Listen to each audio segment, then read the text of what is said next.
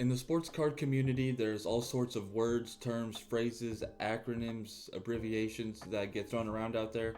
And if you're new to collecting, a lot of that will sound like a completely foreign language to you. So in this video, I'm hoping I can help you get a better understanding on what all those terms mean. So let's start this off with the basics. What is a base card? I guess the best way to describe what a base card is it's a card that is nothing special. Like there's no auto, it's not a rookie card, there's no patch. It's literally just a card from somebody that's not a rookie in that class. These cards typically have like very little value, like maybe $1. Most collectors usually just throw these cards out because they're basically worthless. Inserts. Insert cards are basically just one step above base. Like base is bottom of the barrel, not worth anything. Inserts are one step above that. Usually don't have that much value either, but these cards have cooler looks. Basically, these just are cooler looking cards. What some people like to do with inserts is they'll find the checklist online, which you can just Google that, and then they will try to collect every card from that set of inserts. Parallels. Now parallels can be a little bit confusing to new collectors. So you have the base card of every set, and then there's parallels of that card. For example, you can just have like the base CJ Stroud rookie card, and then you can have the silver CJ Stroud rookie card.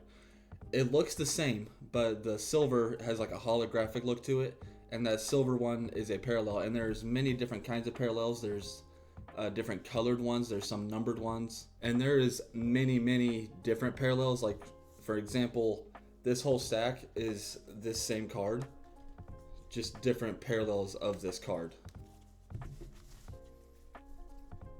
Like these are all the same card, it's just different parallels of this card.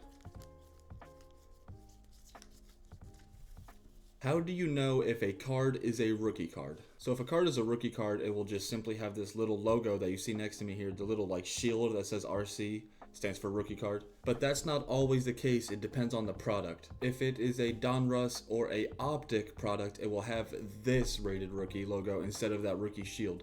This is a very iconic logo. This logo has been used for years. I don't know how long. Very long time.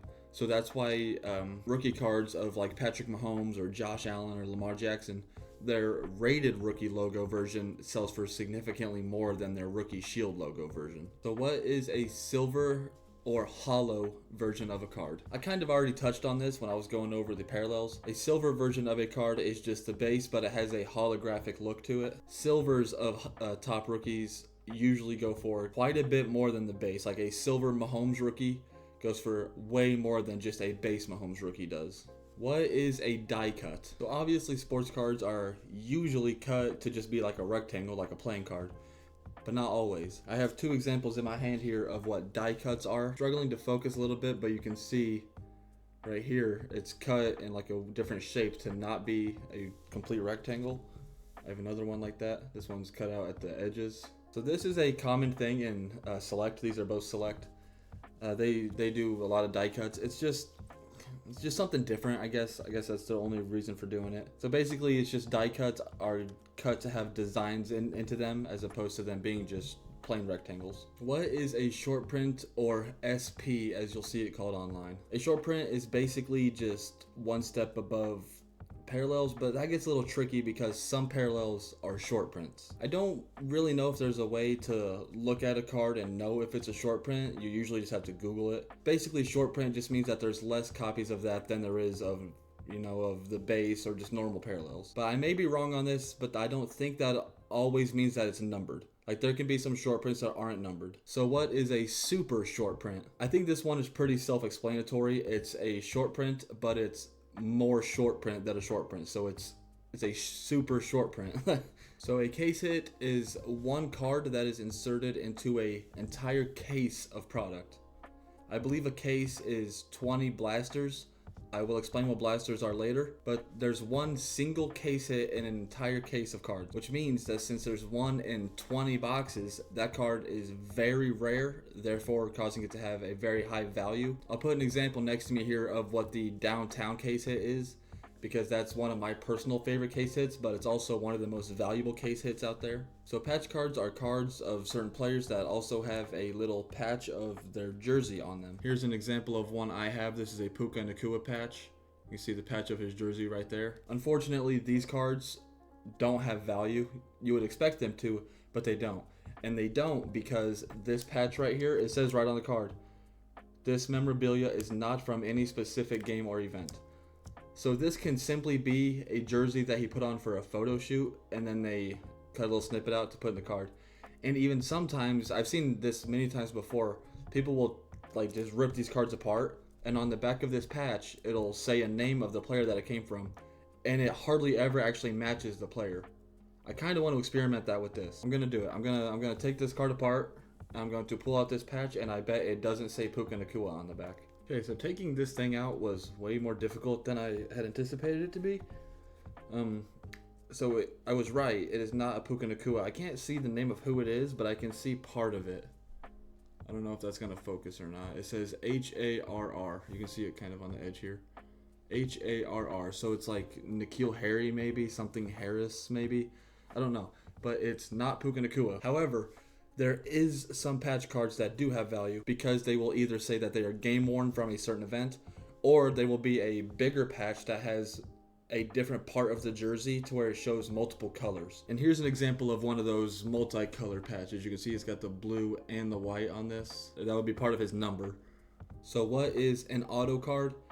This one, very self-explanatory. It's a card that that player that is on the card has signed. Okay, so now we know how to identify rookie cards, patch cards, and auto cards. And if you combine all three of those things, you get RPA, which stands for a rookie patch auto. And I will once again use this as the example for that. You see up here, it's got the rookie shield, it's got the patch, and it's got the auto. RPAs of big name players, crazy expensive, very, very valuable for obvious reasons. It's a rookie card, it's a patch card, and it's an auto card. What is a slab? If you send in a card to get graded, they will send it back in an encasing. That encasing is called a slab. Here's an example of a PSA slab. PSA is the company that graded this one. There's many companies out there. Do your research on who you want to go through. But when you hear someone say that they're looking to buy slabs or that they have some slabs for sale, they're just saying that they have some graded cards for sale or they're looking to buy graded cards. You might hear someone say something along the lines of, oh, that's a nice card, what's the pop on that? What that means is you can go to PSA.com or SGC.com, whatever grading company that the card is graded by. You can go by their website, you can look up this card, and it'll show you a pop report, which means if it's a PSA 10 with a pop 4, it means that there's only 4 PSA 10s. The pop stands for population. What is a color match? A color match is when you have a parallel of a player and the color of that parallel matches the color of the team that the player plays for. What is a jersey number match? I don't believe I actually have any of these in my personal collection. Let's just use Patrick Mahomes as the example here because I know his number. He's number 15. If you had a card of his that was numbered to like 100, but it was 15 out of 100, that would be a jersey match. Also, if you had a 15 out of 15 Mahomes, that would be a very, very valuable jersey match because it would be a double jersey match because it's 15 out of 15, but also because the first on print and last on print of numbered cards has more value. So a 1 of 15 and a 15 of 15 have more value than a 7 out of 15 would. If you're trying to find the price of something, people will refer to that price as the comp, which means the comparison to other sales of that same card. So if someone says, what does that card comp at? They're asking, what's the value of that card? And I'm also going to show you the best place to find the value of cards. And the first one is simply just eBay. But there's a kicker here. So I'm going to just look up 2023 Donruss Optic CJ Stroud Silver PSA 10. Okay, so once you type that in, it'll bring you to what people are selling the card for. This is not what you want to look at because all this is just what sellers are trying to sell it for, but you want to find out what buyers are actually buying it for. So you'll scroll down here to, let me see. I'm on desktop, so the eBay app is different on where to find this, but you go to show only, you'll go to sold items. You want to see what they sold for. Last one sold for 167 just a couple days ago. But I don't prefer this method. The problem I have with this method is this only shows you the prices of cards that sold on eBay. Whereas the other method that I prefer is a website called 130 Point. 130point. And then if I just were to take this same exact thing here, copy it into here, this will show me sold prices from other sources. This has Golden, eBay, Heritage, Slabs, Fanatics, and Pristine Auction. So again, we're seeing the 167 that we just saw on eBay. Most of these prices will be from eBay because people just use eBay more than the rest of those. But this gives you a wider range. So if I had this card and I was trying to sell it, how I would price it. See, did 167, did 157, 180. I'd probably try to get like 160 out of it. But that's just me. I mean, people price things differently. What does PC mean? PC just stands for personal collection. It's basically just what you collect personally. It's very self-explanatory. Like, for example, I would say I PC the Colts because I personally collect Colts cards. That one doesn't need a whole lot of explaining. That's a pretty self-explanatory term. So I'm gonna bundle two terms here for this. BMWT versus PWE. So BMWT and PWE are both shipping methods. BMWT stands for Bubble Mailer with Tracking, which is this. I will forever, ever use this. PWE stands for Plain White Envelope, which is just literally a plain white envelope. The problem with this, well, there's multiple problems with this. There's no tracking on this. So if it gets lost in transit, the buyer can claim you never even shipped it. The other problem with this is paper. The card is being protected by nothing but paper. Bubble mailers, I mean, it's right in the name. It is lined with bubble wrap, basically. These are so much more safe to ship a card than this is. I would maybe ship a card plain white envelope if it's a very cheap card, like if it's like a $2 card. Bubble mailers are absolutely the way to go. What is a hanger? Bruh. Hangers are just single packs of cards that hang on a shelf at the store. That's why they're called hangers, because they just hang there. Those obviously don't hold as many cards as a just box of cards would. However, there's a term thrown around in this community. Hangers have bangers. I see some crazy hits out of hangers. Stuff that I don't even see out of blasters or megas or hobbies. I will explain those in a minute. But don't sleep on hangers. They may be the cheapest option there, but hangers have bangers. So when I was explaining case hits earlier, I said that 1 in every 20 blasters has a case hit. A blaster is typically what you're gonna find in retail, like on a Walmart shelf or a Target shelf or wherever it may be. Blasters are most commonly gonna be what you find. They range from like $30 to $45 maybe for a blaster. Blasters typically don't really have much, but again, 1 in every 20 has a case hit. So if that's a chance you're willing to take, then take it. I take that chance far too often. I never hit anything out of those, but they're fun rips, so I'm probably going to keep doing it and keep throwing my money down the drain with those. Here's an example of a blaster. This is a Donruss Elite 2024, so this has the new rookies in it. This is still sealed. You can see it has the Panini seal. If you're interested in buying anything from us, I'll put our link to the whatnot in the description, but we do have this for sale. I don't know the price off the top of my head. I'd have to look again.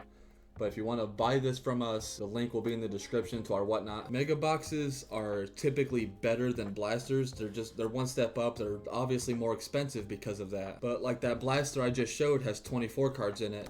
This mega has 42. This box we will be doing a break with, along with this. You might be asking what a break is. I'll cover that here in a minute. A hobby box. A hobby box is about as high end as you can get. Depends on the product, but it's about as high end as you can get. A hobby box has significantly more cards than a mega box does. It has higher odds. Like, I think there's some hobby exclusive cards, but obviously hobby boxes, very expensive. I've never bought one. I really want to. I never have. They're just too expensive and I can't find them anywhere around me. But there is some pretty cool hobby exclusive cards out there, so I really would like to open one eventually. So like I said, we are going to be doing a break with these two. I believe that break is going to be on December 14th of 2024. We do it on Whatnot. There's many other platforms you can do it on. We hope to eventually be doing some on TikTok, and we're going to be doing a Facebook exclusive one eventually. But what a break is, we're going to open these boxes, but before we open them, all 32 teams will be available for sale in our shop. So let me just use this as an example. This is a 2023 Optic, which is the CJ Stroud, Anthony Richardson, Will Levis draft class, Bryce Young, and many more. There's a lot of good rookies in this class. Let's just use the Texans as an example here because of the CJ Strouds that could be in here. If you buy the Texans, we will open these boxes. Every Texans card that we pull will be sent to you. So you're basically just buying your team. It's a good way for collectors to have fun opening product, but not being stuck with a million cards you don't want. You're basically just buying your team or teams, and every card from that team will be sent directly to you. So again, if you want to buy in on these 2 megas, this should be a very fun rip. I'm very excited to do this. If you're interested in buying your team on this, our Whatnot link will be in the description like I said before. Buy your teams before it's too late. Side note, that downtown case hit that I showed earlier, this is the product you want to chase downtowns in. There could be a CJ Stroud downtown in here.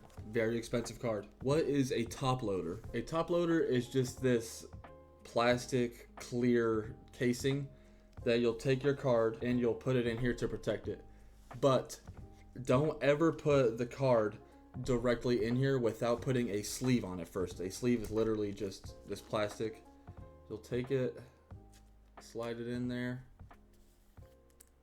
So now it's in the sleeve, and then you'll put it in the top loader. And now this CJ Stroud card has a sleeve and is in a top loader to protect it. But if it's a higher end card that you want to protect more securely, you can put those in one touches. One touches are these thicker plastic magnetic seal cases. A complaint that I have about one touches, they don't fit with sleeves on them. These ones you have to put into the one touch without a sleeve. I think you can buy some that fit sleeves.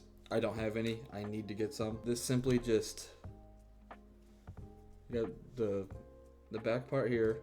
This just lays in here. There's little ridges that it sits in, and then you take this part, slide these little clips in down here, and then it magnetically seals.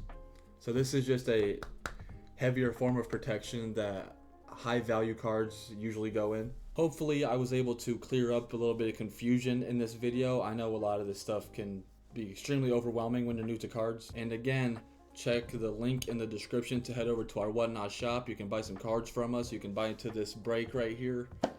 This is going to be a very, very fun break. These are both really good products with a very good rookie class in them. So thank you for watching. Hopefully I was able to clear up a little bit of confusion about anything for you guys. We hope to see you in our live on Whatnot on December 14th. Hopefully you can come in there and buy your teams before somebody steals them from you. So again, thank you for watching. I'm out of here.